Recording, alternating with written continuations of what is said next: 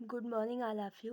तो इसके पहले की वीडियो में हमने बताया था कि जैन धर्म और बौद्ध धर्म के बारे में, और आज की वीडियो में हम बताएंगे कि जैन धर्म और बौद्ध धर्म में क्या अंतर है और क्या समानता है, यानी कि क्या समानता है और क्या असमानता है।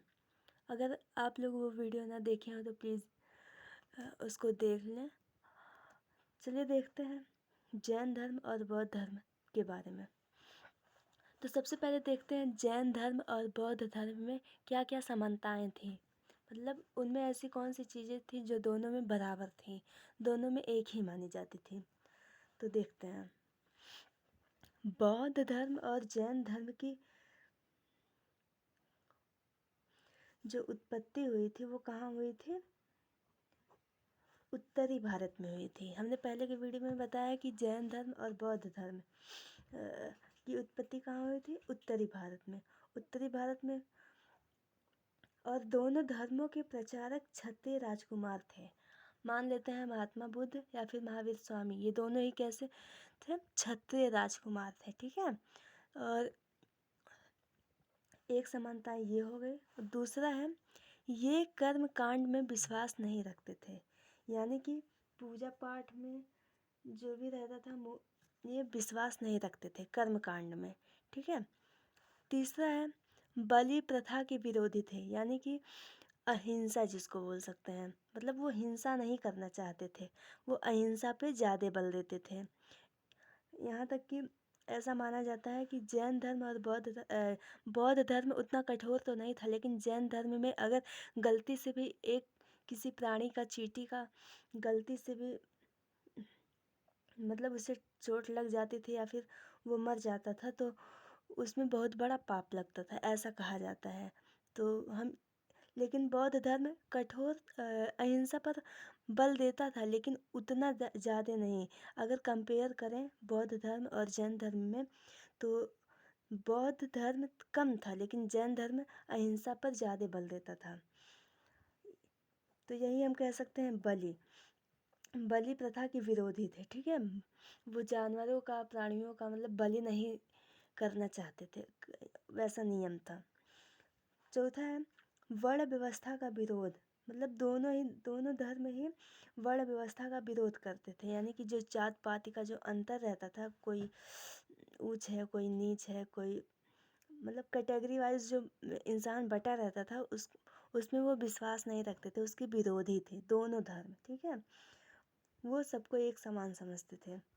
पांचवा है, यह दोनों धर्म अहिंसा पर जोर देते थे। हमने पहले की में भी बता दिया, बलि प्रथा के विरोधी, इसका मतलब वही है कि यह दोनों धर्म अहिंसा पर जोर देते थे। छठवां है, ये कर्म सिद्धांत तो को मानते थे, यानी कि इनका मानना ये था कि जो अगर हम जैसा कर्म करेंगे वैसा ही हमको फल मिलेगा, ठीक है। ये भगवान के भरोसे नहीं बैठे रहते थे, वो भगवान को एक्चुअली मानते ही नहीं थे, ठीक है। वो जो भी समझते थे अपने कर्म को समझते थे कि अगर फॉर एग्जांपल अगर हम देखें, अगर एक विद्यार्थी का पेपर आ गया, एग्ज़ाम आ गया है, तो वो ये सोच के नहीं बैठा रहेगा कि भगवान मेरे हेल्प करेंगे, कैसे पास करेंगे, ठीक है। वो मेहनत करता था, वो मेहनत करेगा तभी पास होगा। तो ऐसी सोच कौन रखते थे? बौद्ध धर्म वाले और जैन धर्म वाले, यानी कि कर्म पर विश्वास करते थे, कर्म सिद्धांत को मानते थे। सातवां है, मूर्ति पूजा का विरोध। हमने बताया ना कि वो मतलब उनका जो नियम था ना वो लचीलेपन में था। वो साफ ये भी नहीं बताते कि भगवान नहीं होते थे, और साफ ये भी नहीं बताते थे कि भगवान होते हैं। तो इससे हम ये कह सकते हैं, भगवान को मानते थे लेकिन भगवान को पूरा जिम्मा नहीं समझते थे, ठीक है, जिम्मा नहीं दे देते थे। वो अपने कर्म पर विश्वास करते थे और मूर्ति पूजा का विरोध करते थे, ठीक है। मतलब जहाँ कहीं भी आज के समय में हिंदू धर्म वाले क्या करते हैं, माता दुर्गा की मूर्ति लगा के पूजा करते हैं, और दीपावली के दिन लक्ष्मी जी की पूजा करते हैं, शंकर जी की पूजा करते हैं, तो मूर्ति बना के। तो यही चीज़ है ना कि मतलब मूर्ति पूजा का वो हिंदू धर्म वाले नहीं, बल्कि जैन धर्म और बौद्ध धर्म वाले मूर्ति पूजा का विरोध करते थे। और और 8वां है पुनर्जन्म में विश्वास। दोनों ही धर्म क्या मानते हैं कि हमारा अगर हम इस जन्म में मोक्ष की प्राप्ति नहीं कर पाएंगे तो हमारा फिर से जन्म होगा, वो ये मानते हैं पुनर्जन्म। ठीक है, वो फिर अब देखते हैं, इसके बाद हम देखते हैं बौद्ध धर्म और जैन धर्म में क्या क्या अंतर था। हमने देख लिया कि समानताएं क्या क्या थी, अब देखते हैं अंतर क्या क्या था। देखिए, बौद्ध धर्म और जैन धर्म में अंतर। यहाँ देखिए, ये बौद्ध धर्म है और ये है जैन धर्म। तो पहला है मोक्ष प्राप्ति की बाधा जो है इच्छा। मतलब बौद्ध धर्म वाले ये मानते थे कि हम अगर मोक्ष हमें प्राप्त करना है तो इच्छा पर विजय पाना है, यानी कि अपनी इच्छा को नियंत्रण में रखना है। ये इच्छा नहीं होनी चाहिए कि हमें यहाँ जाना है, वहाँ जाना है, ये खाना है, वो खाना है। मतलब कि इन सब का त्याग करना पड़ता था, अपनी इच्छा को काबू में रखा जाना पड़ता था। और वहीं उसी तरफ जो जैन धर्म वाले थे वो क्या मानते थे, मोक्ष प्राप्ति की बाधा आत्मा। मतलब कि वो आत्मा को क्या मानते थे, मोक्ष प्राप्ति की बाधा। वो उनका कहना ये था कि जब तक इस शरीर में आत्मा रहेगी तब तक हम मोक्ष नहीं प्राप्त कर सकते, और जब ये आत्मा मतलब इस शरीर से निकलेगी तभी हम मोक्ष की प्राप्ति कर सकते हैं। जैन धर्म वाले ये मानते थे। ठीक है, दूसरा अंतर क्या है, ज्ञान प्राप्ति को बुद्धत्व कहा जाता था। मतलब कि उस समय अगर कोई इंसान बौद्ध धर्म से मतलब ज्ञान की प्राप्ति कर लिया तो उसको क्या कहते थे, बुद्धत्व। इसका एग्जाम्पल हम ये देख सकते हैं कि जब महात्मा बुद्ध, बचपन का नाम था उनके सिद्धार्थ, ठीक है, लेकिन जब वो उनको ज्ञान प्राप्त हुआ तो उनको सब क्या कहने लगे, महात्मा बुद्ध, यानी कि बुद्धत्व का मतलब सरनेम आ गया।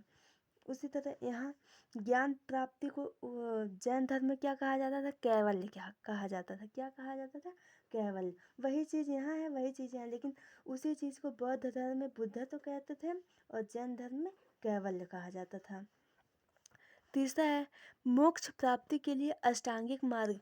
देखिए, बौद्ध धर्म के लोग ये मानते थे कि अगर हमको मोक्ष की प्राप्ति करना है तो अष्टांगिक मार्ग, मतलब अष्टांगिक मार्ग मतलब कि वही नियम था जिसमें ये बताया जाता था किसी भी प्राणी की हत्या नहीं ना की जाए। ऐसा सम्यक ज्ञान, सम्यक दर्शन और मतलब सम्यक आचरण, ऐसा शब्द ना बोला जाए किसी दूसरे को बुरा लग जाए। ठीक है, ऐसा मार्ग इसी तरह से 8 मार्ग थे जिसे हम अष्टांगिक मार्ग कहते हैं, और उस अष्टांगिक मार्ग को मतलब मोक्ष की प्राप्ति करने के लिए उसका पालन किया जाता था। लेकिन यहाँ जैन धर्म में क्या होता था, जैन धर्म में मोक्ष प्राप्ति के लिए संलेखना विधि का प्रयोग किया जाता था। और संलेखना विधि क्या है कि मतलब अगर जैन धर्म वाले ये सोच लें कि हमको मोक्ष की प्राप्ति करनी है, मतलब हमको मोक्ष लेना है, तो वो क्या करते थे, अब जीते जी खान पान का हर चीज़ का त्याग कर देते थे, वस्त्र का त्याग कर देते थे और भगवान में लीन हो जाते थे। उनका मानना यही था कि जब तक आत्मा में, शरीर में आत्मा रहेगी तब तक हम मोक्ष की प्राप्ति नहीं कर सकते। उसी आत्मा को शरीर से निकालने के लिए वो मतलब अपने भोजन को रोक देते थे, यहाँ तक खाना नहीं खाते थे, पानी नहीं पीते थे, सीधा परमात्मा में विलीन हो जाते थे। और भूख प्यास से जब मतलब आदमी कब तक जिएगा। ठीक है, तो मतलब जब ज़्यादा उसमें शरीर में शक्ति नहीं रह जाती थी तो आत्मा निकल जाती थी, और उसी को इन लोग क्या कहते थे, संलेखना कहते थे। अब देखिए, चौथा अंतर ये है कि बौद्ध धर्म वाले पाली भाषा का प्रयोग करते थे। मतलब कि अपने धर्म का प्रचार प्रसार करने के लिए वो कैसी भाषा का प्रयोग करते थे, पाली भाषा का प्रयोग करते थे। उसी तरह पाली भाषा उतनी कठिन नहीं थी जितनी कि प्राकृत भाषा। और जो जैन धर्म वाले थे वो प्राकृत भाषा का प्रयोग करते थे। ठीक है, तो इनकी भाषाओं में भी अंतर था, बौद्ध धर्म वाले पाली भाषा और जैन धर्म वाले प्राकृत भाषा। अब छठवां अंतर क्या है, पांचवा अंतर ये है कि बौद्ध धर्म में महिलाओं को सम्मान मिला। यानी कि बौद्ध धर्म वाले महिलाओं का सम्मान करते थे और बौद्ध धर्म वाले महिलाओं को अपने धर्म में जोड़ते थे। लेकिन जो जैन धर्म वाले थे वो महिलाओं को सम्मान नहीं देते थे, महिलाओं को नीचा समझा जाता था जैन धर्म में, ठीक है। ये जैन धर्म वाले ये उनका कहना ये था कि हर हर दुख का कारण क्या होता है, स्त्री होती है, इसलिए स्त्रियों को सम्मान नहीं दिया जाता था। अब चौथा है छठवां है, छठवां ये है कि बौद्ध धर्म का जो नियम था वो बहुत ही सरल था, उसको कोई भी मान सकता था, कोई भी पूरा कर सकता था। लेकिन जैन धर्म के जो नियम थे वो बहुत ही कठिन थे, ठीक है। तो इतना अंतर होगा और इतना समानताएं होगी। अगर आपको ये वीडियो पसंद आया हो तो please like share and subscribe ज़रूर करिएगा। और अगर आप जैन धर्म और बौद्ध धर्म के बारे में जानना चाहते हैं तो इसके पहले की वीडियो को आप ज़रूर देखिए। Thanks for watching.